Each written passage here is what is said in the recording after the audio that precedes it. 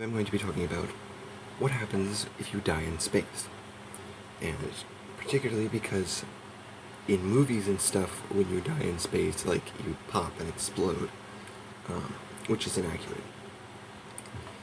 So, in reality, if you were to be put in space, like, in Earth orbit or something, you probably would not suffocate first.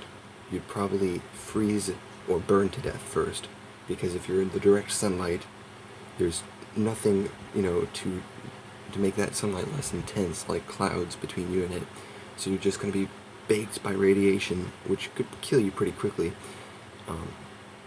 But you might also be in a place that's like 19 degrees Kelvin, which is like several hundred below zero, I think. And you would freeze in that very quickly before you could suffocate. But you might die from the bends first, which is what happens if you were to die in a vacuum. Like, if you were to walk out onto the surface of Mars, you would die from the bends. And it would be very cold, but you probably wouldn't die from cold first. But when you die from the bends, your eyes and stuff don't pop. Blood starts boiling, basically. Not boiling in the sense that it's evaporating, but the gases in your blood, the dissolved nitrogen that was in there and dissolved because it was under the pressure that we're supposed to be in, under Earth, which is like 14 pounds per square inch, I think. So the bubbles will start coming out of your blood, which will cause veins and arteries to rupture, which will make your orifices bleed. So if you died from the vacuum, you'd be bleeding out your eyes, your nose, your mouth, your ears, and in the worst case, your skin, there might be like visible purple, red burst veins underneath the surface of your skin and stuff like that, which would be pretty creepy. This happened once before. I don't know if it was when the Russian space station was first starting going up or something, but I think it was. Yeah.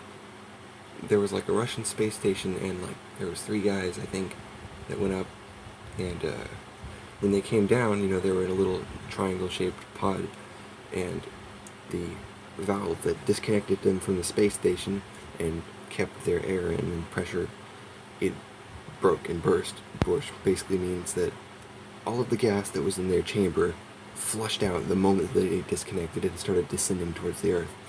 And so they died of rapid decompression, which would be the bends, in a matter of seconds. But they didn't know this because they didn't have heart monitors and stuff on them, and they didn't have any cameras pointed towards them. They just had one pointing out the window, which is kind of weird. So when they opened the door, they found 3 dead guys who were bleeding from every orifice. And yeah, that's pretty, horrible. Another way that you can die from the bends is if you go deep sea diving and then fly in an airplane in the same day. The difference in altitude will cause bubbles in your blood things that were dissolved gases in your blood to turn into bubbles, and that's not good. Even if it doesn't cause your veins to rupture, the act of bubbles forming in your veins can cause you to have a heart attack and cause other problems with your organs and whatnot, because there's not supposed to be bubbles in your veins. So that can happen, and of course, if you were to go sea diving too deep and come up without a pressure tank too quickly, you could also die from the bends. The bends is basically like the opposite of what would happen if you were to go under extreme pressure, and you can find out what that would be like if you were to take one of those old diver suits where you pressurize it with, I think you pressurize it with, I don't know, I don't know exactly how they work, but the old diver suits have like a hose, and the pressure is probably like the pressure that you can breathe or something. I don't know the details with the pressure, but if that hose gets cut or shut off, then the person in the suit will be crushed, like, completely.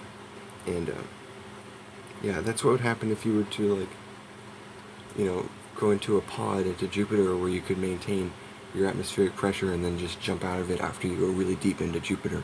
You'd be crushed immediately by the pressure before anything else killed you.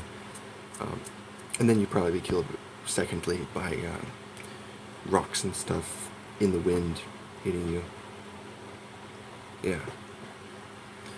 And so those are the kind of things that you probably want to avoid, because It would suck, but there's many ways I can prefer. I would prefer to die from exposure to a vacuum than be decapitated, because when you're decapitated, your head will remain alive for about 10 seconds or so, because there's still oxygenated blood in your brain, and it's still taking time to suffocate. And yeah, I would prefer to die pretty quickly from vacuum in space than 10 seconds from a clean decapitation with a guillotine or something.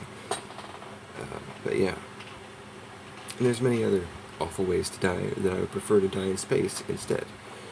Like many of the old execution ways that England had and like other terrible imperial systems. But yeah. So enough talking about death. Hopefully I didn't trigger anyone, but if I did, whatever.